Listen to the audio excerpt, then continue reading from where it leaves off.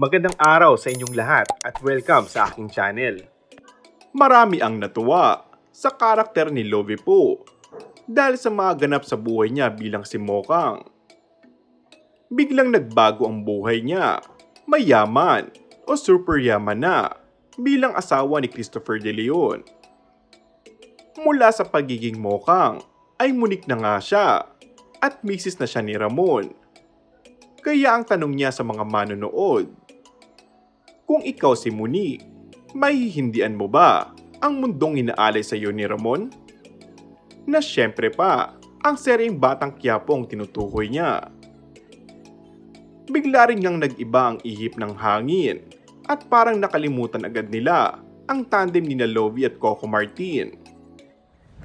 Biglang-bigla sa mas bet ng mga fans si Boyet para kay Lovie.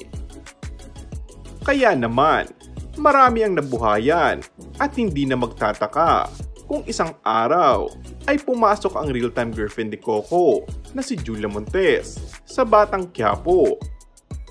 Bukod nga sa mga ganitong eksena, kagaya ng ang probinsyano, ay dumaan din sa iba't ibang babae ang buhay ng bida.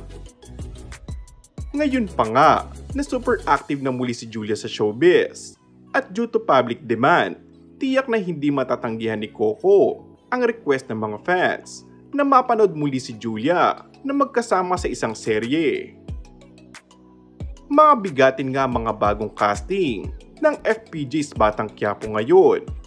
At ayon pa kay Coco, ay mas marami pa silang pasabog na magigest sa nasabing serye. Magandang ideya ito kung totoong magsasamang muli sa isang proyekto ang dalawa. Kaya lamang, hindi kaya magmukhang kontrabida si Julia kapag nangyari ito.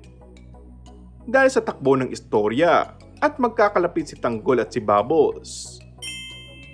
And that's all for our today's video. Kung bago ka lang sa aking channel ay mag-subscribe at pindutin na rin ang notification bell. Maraming salamat!